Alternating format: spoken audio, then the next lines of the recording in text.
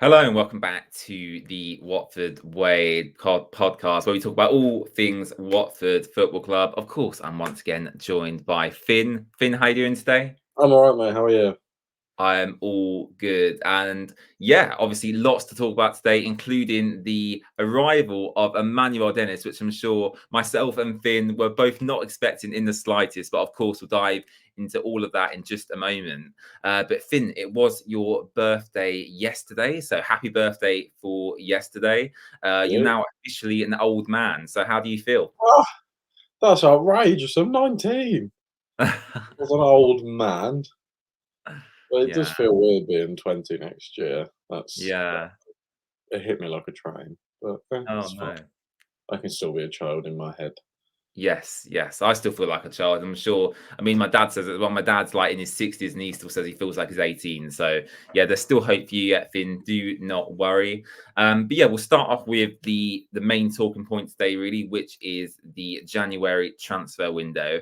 And we have to say, Finn, it was relatively quiet up until quite recently, really, where there was no real rumours about incomings or outgoings at Watford Mm. until well, we'll leave Dennis till a little bit later on in the episode, but Losa and Healey have actually left the club. Healey on a permanent deal and Losa on a loan deal. And firstly, can I just get your reactions to that? Because ultimately, yes, I know Losa and Healey both seem to want to leave the club. However, it does make us weaker in terms of our squad depth. And we've not really brought anyone in to replace them, especially in terms of Imran Loser. So, what's your initial reaction to the departures of both of them players? I think every Watford fan could see that they both wanted to leave or were both on their way out.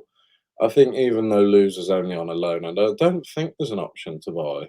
But even though No, he it is wasn't reported that there was, no. Yeah, even though he's only alone, I don't think we'll see him play for Watford again either. I think in Loser's case, it's a massive shame because he could quite easily be the best player on the pitch wherever he goes, wherever he plays for Watford. But he just looked like he could never be asked. And you know this well, James. I like a player that runs his, runs himself into the ground, and Yes. Loser's the complete opposite of that. Like the Tom Cleverleys of this world, Finn, for example. The Tom Cleverley. I was talking about this to some people last night. I love Tom Cleverley so much, but he's not Yeah. that good a footballer. And I'd much rather have a Tom Cleverley that runs his arse off than have an Imran Loser who might be pretty good one in every 10 games. Um, but yeah, it's a shame because if he did try his best, we saw it against QPR the first game of the season. If he did try, he'd be one of the best players in the league without a shadow of a doubt. In Healy's case, I think it was never. It almost looked like a signing that Valerian Ismail had no say in. It was a complete opposite of the type of striker he likes, and you can see that by the three that we have in the squad now. Yeah. He likes powerful, quick, good finisher. Um, it just never looked like he was going to be part of the starting squad. And the last two games where he did start, he looked off, and I think the injuries he's had might have taken a yard of pace off his game, which obviously seemed like a big part of it for me. So I'm not and getting reportedly £2 million for someone we signed for free who's 30 in the summer Mm. is good business. I feel like so I'm happy that they're both gone. Yeah, I do think it goes down as good business for Healy. Actually, you have to say, Finn, he did contribute to the team as well, scoring a couple of crucial late goals this season as well. So fair play to Healy for contributing in that way. And as you say, in terms of Imran Lose, I think it was evident that he did want to leave the club. You mentioned the QPR game; I was there that day, and yeah, as you say, he was the best player on the pitch. On his day, he is one of the better players in the entire division.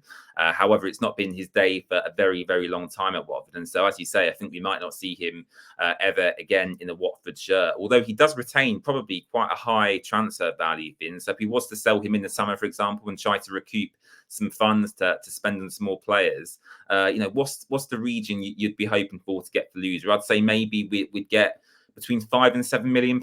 Is that a fair amount to say? Well, I think we paid 9 million. Not was it euros or pounds? I don't know. But we paid around 9 million for him. I can't see us getting seven. I'll be honest. I think we'll get five. There was a few rumours go around that we were selling him for three or four, which would be pretty poor. But 5 million I'd be happy with. Yes, I would agree with that. And now, of course, we have to talk about the most recent incoming transfer to Watford. And this was big news, Finn. So we'll spend a lot of time talking about it today because I want to dive into your thoughts on this situation, because I know a lot of people have different opinions, and mostly positive, but a few people have some negative thoughts on the transfer as well. And that is, of course, that Emmanuel Dennis has rejoined Watford on loan from Nottingham Forest until the end of the season. His loan in Turkey was terminated. I believe he only made 8 appearances out there, registering no goals and no assists. But he has come back to Watford now on loan until the end of the season, in what was quite a shock thing. Now, it was a few days ago prior to recording this podcast. And there was a few rumours going around on Twitter specifically from a few accounts you would say were potentially in the know in regards to Watford. The likes of Luons, for example, Adam Leventhal started hinting at it as well. And then later on that evening, Fabrizio Romano came out with a "Here we go, Emmanuel Dennis is rejoining Watford on loan." I just want to gauge, Finn, what your initial reaction to the news was, because for me personally, it was a little bit of shock and surprise, really. I couldn't believe it. I'm going purely off the fact that when Fabrizio Romano reported it, he said he was taking a 70% pay cut, which is a small amount of money. And that, combined with the rumours that he had a attitude problem when he left, it confused me more than anything. Don't Yes, get me yeah. wrong, he is a fantastic footballer. There's absolutely no doubt about that. And I was genuinely just in shock because Emmanuel Dennis, for me, he goes right up there with top 5 players in the division at the moment. Then I just hope he can hit the ground running. It was a really weird one. Um, what I don't get is having all the content that we've had over the last few days about Dennis, and then Yes. people still questioning his attitude. Whether there's the interview where he said he felt like he was in love with the club, he never wanted to leave the club, and then the 70% pay cut, him pushing for the move, all of that combined, I still can't believe people think he's got an attitude problem.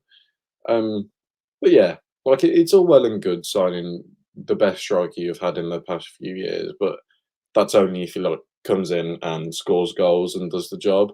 Yeah. And don't get me wrong, I've already ordered a Dennis Watford shirt because who wouldn't for 30 quid?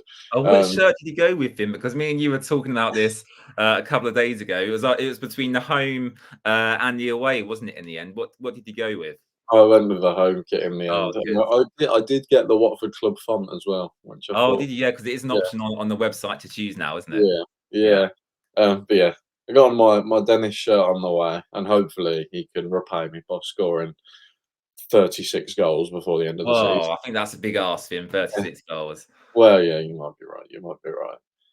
But yeah, no, it's a fantastic signing, and I hope he does well for my sake and for his sake. Because if he does do well, that brings his market value right up, and he can get the move he wants away from Forest, or come back at the end of his loan, Well, we'll maybe. discuss that in just a moment, because I think that's Yeah, probably dependent on a few factors.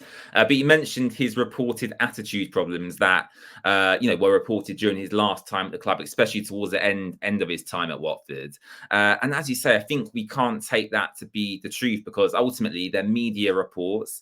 We've had a lot of player outgoing since Dennis was last at Watford, and yeah, you don't really know how reliable these reports are. I've never met Dennis in person. I've never spent a prolonged period of time with him, so I can't tell you how his attitude is. But yeah, you mentioned, the interview he did when he rejoined Watford, and again, we were messaging about that, and he came across like a really, top guy, really, didn't he? And that is to be expected, because ultimately he's rejoining Watford. He wants to give a good impression to the supporters. But at least from my perspective, seems like a top guy. You mentioned the pay cut that it's been reported he's taken to rejoin the club. And yeah, his desire to ultimately play football. If he wanted to stay in Turkey and take his full salary, or stay at Forest and sit on the bench, he would have done that. But it's come back to Watford to play football, potentially help us to promotion to the Premier League, or at least reach the playoff positions. And by doing so, as you say, if he performs well, Finn, he may earn himself, a move in the summer. Or if Watford equally do well this season and we achieve potentially Premier League promotion? Is there the opportunity for him to rejoin Watford on even a permanent deal once again? I think there's always the opportunity if we go up, because I keep going back to this interview. In the interview, he said since he left, he's been trying to come back. So I Yeah, that don't was an think interesting statement because for me, that says he never wanted to leave in the he first said, place at all, he and said there was that. potentially other factors at play. He said he never wanted to leave in the first place. I think the Yeah. quote was, "I never wanted to leave. What goes on inside the club is different on the outside," or something like that. Which, can I just say, by the way, considering that he's on loan, saying all of this about your parent club is absolutely crazy. He's never going to play for Forest again. No, no. This is insane. But I mean, don't get me wrong, I love it as on the Watford side of it. But anyway, yeah, I think on the player side, I don't think it'll ever be a problem re-signing Dennis at the end of the year. But I think Forest, because they paid so much for him, what was it, like £15 million? I think it was even higher. I think it was reported to be. I think it might have been 15 million with 5 million in potential add-ons, up to Something 20 like million that. pounds. And you wouldn't think they'd let Watford re-sign him for a small fee. So that does remove, at least for me, the possibility of re-signing him if we stayed in the Championship. Whereas if we did get promoted, then that possibility does then become a reality for him. Yeah, that's essentially where I was going. If we go up, you've got Premier League money, anything's possible. I can't see Forest turning down a 9 million, £10 million offer for him if he does well. Um, and again, I don't think it would be a problem on the players' side, but we'll just have to wait and see how he does for us first, because he might come back and stink the gaff out and be absolutely terrible. Um, but we'll hope he's not, for his sake and for our sake. Yes, absolutely agree on that. Lastly, touching on Dennis once again before we move on, where in the team is he going to play for him? Because Valerian Ismail has said, he can play, and we know this already, but he can play in any of the forward three positions in the front line. At Watford, you have left winger at the moment, right winger, and a central striker. Do you see him starting as that central striker, or do you see him perhaps playing on the wings with maybe a Rybich or a Bio centrally? Because I think for me, I was talking to a few other people about this the other day. The ideal front three with Dennis in the team for me, to give us the right balance, would probably be Sema on the left, Dennis down the middle, and Asprilla on the right. Because I think that would give us, a good mix of different, physicalities, passing ability, strength. I think for me that would, Sema, Dennis, Asprilla would be the ideal front three for me. But obviously Martins could slot in there as well. Bio could start centrally, and Dennis would be out in the wing. What would you go with, Finn, if you were in Valerian Ismail's hot seat? I think my ideal front three would probably be the same as yours, because the thought of Dennis running on to Asprilla through balls is an incredible thought. Um, but I think the problem with that one is one of Sema's best attributes is his crossing ability. And Mm. while Dennis is good in the air, I don't think he'd be as good as a Rajovic. And I don't know whether times what was my perspective of quite how good Dennis was in the air. But I guess time will tell. And if that doesn't work, we could always stick Bayo up front, Sema on the left, Dennis on the right, and I think that would work just as well. It's Yeah. good to have a player of such versatility that's going to want to play every game, that the manager's going to want to play every game, that can play all across the front three. It's yet another good thing about the signing, in my opinion. It is. It's It's the very, sheer versatility. yeah, it's very exciting stuff. And obviously, talking about Dennis joining Watford, there is a possibility he will make his debut this weekend in the FA Cup, which does lead us nicely on to the Southampton game. Now, I released my match preview about the game yesterday. And for me personally, Finn, I don't know if we have different opinions on this. Yes, I am a huge FA Cup fan. And yes, I obviously want Watford to win every football match. However, for me personally, I wouldn't mind if Valerian Ismail played a rotated squad to, rest our key players, likes of Wesley Hute, Ryan Andrews, Kone, Tom Delly, Jake Livermore. I don't want them, to get any sort of injury or suspension whatsoever in this game, which might hinder, our championship playoff possibilities. So for me personally, yes, I do want Watford to win, Finn, but equally, I don't want to risk our key players. So actually, in terms of Dennis for this game, I'd probably hold him back. Yes, I would present him obviously to the fans at Vicarage Road and make sure he says hello to everyone. But yeah, I wouldn't play him in this FA Cup game. I'd make sure he's fit and ready to go next Wednesday as we play Sheffield Wednesday away from home. What's your thoughts on Dennis's potential debut this weekend, and if Leon Ismail will play a strong team against Southampton? It's with Watford this season, a rotated side is generally a strange one because I don't feel like we've got a set in stone best 11. We've got more or less a set in stone starting 11. But I think if you take Edo Kayemba out of the starting 11 and put Chakradze in, I don't think it makes much of a difference. So, like you say, the key players, like maybe Ben Hamer, because, he's getting on a bit. Yeah. You've got your Wesley Hoot, your Ryan Andrews, your Kones, your Asprias. Them five, I think, could probably rest. But then you've got the likes coming in, are your Semmers, no problem with that. Deli Bashiru's, well, actually, maybe, Martins as well, you'd say is he yeah, started the season, Martins being a key player, but it's kind of dropped out of the squad since then as well. yeah. I'd like to see players like Matty Pollock if he doesn't leave, like him having a game, getting a game under his belt. Uh, Off the top of my head, I can't think of anyone else. James Morris again. I know he's Yeah, played a yeah. lot recently, but give the young lads a go, I say. But Yeah, I again, a think nice so cup as run well. would be nice. A good cup run would be nice. It would be nice, but again, I mentioned in my match preview, in fairly recent years, Watford have had good success in the cup. Going back to 2019, reaching the final. Back in 2016, we reached the semi-final against Crystal Palace and famously beat Arsenal away at the Emirates Stadium as well. So for me personally, I'm not too fussed. I think the FA Cup for me is more of a Premier League thing. So when we're in the Premier League, we've got a stronger squad, we've got more squad depth. You would assume. And then you can give it, a better go then, rather than now. We're so close to, the prize really of getting into them top six positions. And imagine if Jake Livermore picked up a season-ending injury on Sunday, it would be Yeah. devastating stuff. So for me, I just don't want to risk it. But Finn, from your perspective, do you think Leon Ismail will play a strong 11? Because he did so against Chesterfield and actually we struggled to break them down at times. So yeah, do you think from Leon Ismail's perspective, he'll want to keep the good run of form going, keep the winning momentum going, and yeah, will he play his strongest team available? I suppose the only change he might make is, as you say, Ben Hamer for Daniel Batman. Quite honestly, I have absolutely no idea. I couldn't tell you because against Chesterfield, I fully expected basically an under 23s squad, but we Yeah. went fairly strong. We had Daniel Backman, Wesley Hoots, Gibraltar, all these lot played, and like you said, we struggled. So I don't know whether I hope he gives some players who aren't playing a lot of chance. Matty Pollock, especially if he doesn't leave. I hope he gives some players that aren't playing as much a chance.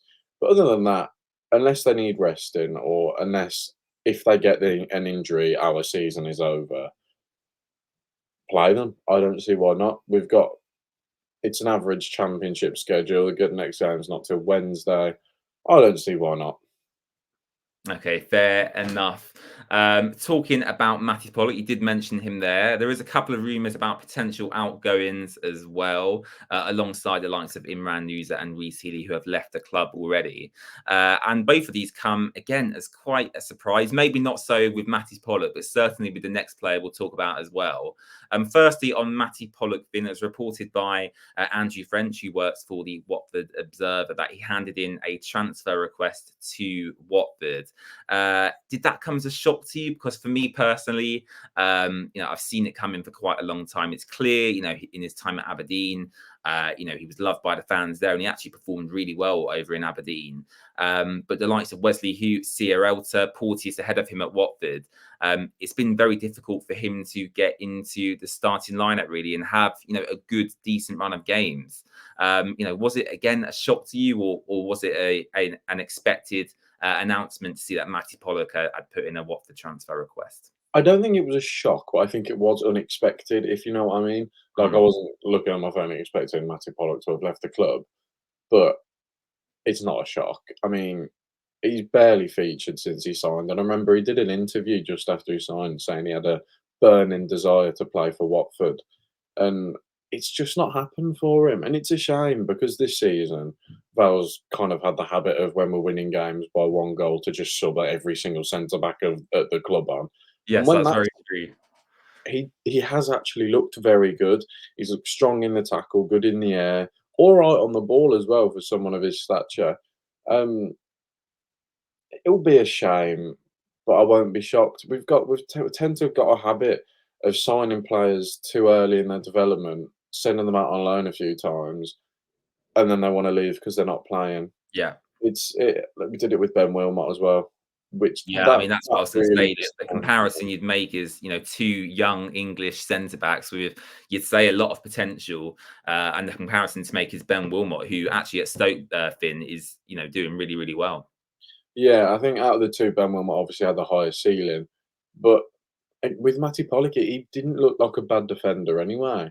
Um, but yeah, and it just if he does leave, unless you've got a replacement coming in, it just leaves us really, really light at centre back. Yeah. Especially if what we're about to talk about, if that happens as well, it will be bonkers, James. It will be bonkers. Yes, and you've led me on nicely to our next topic of discussion, which last night comes a bit of a shock, and we're not entirely sure how reliable this is because the only thing we've heard has really come from Italian press rather than UK press around Watford. But yeah, the Italian press person who reported it tends to be quite reliable, and that is Dimarzio in regards to Udinese, who are interested in bringing Ryan Porteous to the club. Which, as you say, Finn, if Matty Pollock left as well, would leave Watford with 2 centre backs short, and would need to get, ideally 2 new defenders into Watford in the last week or so of the transfer window. I think for me, Porteous is an interesting one because when he first joined Watford, he was kind of this cult hero, really, where in a really rubbish team, everybody loved him, and there was calls for him to be captain at one point. And I'm sure you remember that. But ever since the start of this season, really, he's kind of dropped off a little bit. People are questioning his maybe positional sense on the pitch, his lack of composure in certain situations as well. Would you be sad to see him leave, or given the current situation we find ourselves in at Watford, is it a case of keep him until the end of the season and then reassess from there? Because I think for me, we have much more pressing positions to bring in than centre back. And if we sell Ryan Porteous, again, as I said, we leave ourselves with a lot to do in the final week of the transfer window. Yeah, I mean, I think it would be ridiculous to let him go in January. Summer's a different question because don't get me wrong, I do like Ryan Porteous. He seems like a lovely bloke, but he's not been putting in the performances to back that up this season. It feels like every single game when he's on the ball, he'll try a pass into the midfield and they'll intercept it, and then they're 3-on-2 against Porteous and Hoop. He flings himself about all over the pitch, and 90% of the time he misses the ball, and then the players through. Um, Yes. but if he can sort those 2 things out, I think he's as good as, if not better than Wesley Hoot. Um, it's a weird one because he went from being so good to so rubbish. He's not rubbish. He's a pretty good defender, but he went from so good to making these mistakes so quickly. Um, but yeah, I don't think we should let him go in January. If we're going to let him go, at least wait until summer, reassess his value to the squad. Um, and then if he wants to go, let him go in the summer. You've got a few months to bring in replacements then. I did think it was interesting. There was talk on Twitter that it was actually the original plan for Porteous to go to Udinese rather than Watford. So I wonder if that might play a part in what happens. But I guess we'll wait and see. And again, it's that same old link between Watford and Udinese, which I'm sure we're all fed up with. And yeah, actually, a few weeks ago, Finn, I wasn't actually going to touch on this today, but we will just for a moment. There was again reports throughout the media that Gina Pozzo again is being investigated for maybe some tax evasion during his time at Granada between the years 2009 and 2015, which we can't dig too much into just because it's an ongoing kind of legal case, so we can't give really our full opinions on this. But again, Finn, Gina Pozzo in the headlines. What are your thoughts on that? It's a difficult one. I don't know. I don't want to believe it, but it's an elaborate thing not to be true. I'll say that much, but I won't say any more. And do you think there might be any links there between Gina Pozzo and this headline and the news that we are getting closer to this potential, US investment? The former head of Goldman Sachs Bank in America has put together this kind of football consortium, really called the Football Company, where they're looking to invest in various clubs across the world. And it's emerged that Watford will be one of them clubs if it comes to fruition. Can you see any links there between Gina Pozzo again being in the headlines regarding financial irregularities, let's say, and the potential opportunity for someone to come in and invest in Watford? Is there, a clear link for you? I genuinely don't think there's a link between those two things. I think it's a big coincidence that they happened at the same time. Yeah. The news about them came out at the same time. Um, Again, I think it was the same guy who said about Porteous. Lou Warnes on Twitter said, if there's players coming in January, Dennis and maybe another couple of players, then there's got to be someone investing that isn't Gino because he's got no money at the moment. So I think there's two or three investors, um, and I don't think there's any links between those and Pozzo being in the headlines. I just think it's two different pieces of news that have been broken at the same time because they're relatively related. That's all I think. Okay, that's a fair enough assumption, I would say. Lastly, before we head off today, a big question for you, Finn, and we've discussed this many times on the podcast this season, but I think we should bring it up again now as we come towards the end of the January transfer window and as we head towards the second half of this championship season. And the question is, do you think Watford are capable and do you think we'll achieve the playoff positions? Because at one point during the game against Bristol, we actually did move up into the playoff positions when we were leading, which was very exciting stuff. And then ultimately we conceded and moved right back down the table, which shows how close and how competitive the championship is. Do you think with the arrival of Emmanuel Dennis, maybe the arrival of a couple more players, fingers crossed that will happen in the next week or so, does that give Watford, a fighting chance of making the playoffs? And if so, how exciting is that from a fan's perspective? Because for me personally, I would have been happy with, a top 10 finish this season, let alone the playoffs. So for me, it's all very exciting stuff. Yeah, I think with the squad we have right now, there's always a chance. It's the championship. Anything can happen at any time, and injuries permitting, if we don't get a single injury or suspension for the rest of the season, I think we'll finish in the top six. But we both know that's not going to happen. So I think the arrival of another midfielder and maybe a defender, centre back or right back, provide Andrews and Hoot some cover. That would be my ideal window. And I think if that happens, I think there's a very good chance we'll finish in the top six. Um, we've got the environment of a club that's pushing for promotion. Looking from the outside in, obviously, but it looks like the players will get on, and the players they want to be at Watford. Take Dennis for example, loves the club, and I think more than footballing ability, I think that those 3 points play a bigger part in any promotion push than anyone realises. And we've got the essential parts of those, and I just think we're missing that little bit of quality in midfield and a little bit of cover for for Jake Livermore. Yeah. If we get those in, I can't see why we can't finish top six. Okay, thank you for them final words. Been very motivating stuff, and hopefully the Watford players will listen to this podcast and take that as motivation. And yeah, exciting stuff. As you mentioned, got Southampton in the FA Cup this weekend. We've got Sheffield Wednesday in the Championship next Wednesday. And then we have Cardiff City next weekend as well at Vicarage Road. So a lot of games coming up. Been 3 games in pretty much 7 days, which again, is a tough schedule for any team to face. But hopefully Watford will pull through. Let's take the score predictions for them 3 games coming up, Finn. So we'll start with Southampton in the FA Cup. I'm going to say personally, Valérien Ismaël does play a rotated squad. I think Southampton have a lot of quality, and I think they'll probably themselves want to go quite far in the FA Cup if they can. So I'm going to go, for my prediction, I'm going to go for Watford loss. I'm going to go for a 2-1 Watford loss at Vicarage Road against Southampton. What about you? That's exactly what I'd have said. 2-1 loss. But I think I will add this. I think Dennis comes on in the 70th minute, scores the first goal of the game, and then we concede 2. Okay. Fair enough. But I think that'd be nice. Just so we get to see Dennis at Vicarage Road once again. Moving on to the next game, Sheffield Wednesday next Wednesday. So we are playing Sheffield Wednesday on a Wednesday, which is, I find, quite funny, but I'll stop talking about it now. Sheffield Wednesday, Finn, obviously a very poor side. They're facing, a relegation battle this season. Yes, results have improved for them since they brought in their new manager, but they are still struggling. You would say Watford would hopefully win that game. Yes, you do have the factor of playing away from home, but I'm going to go with a 3-0 Watford victory. I'll go for a 3-0 Watford victory against Sheffield Wednesday. What about you?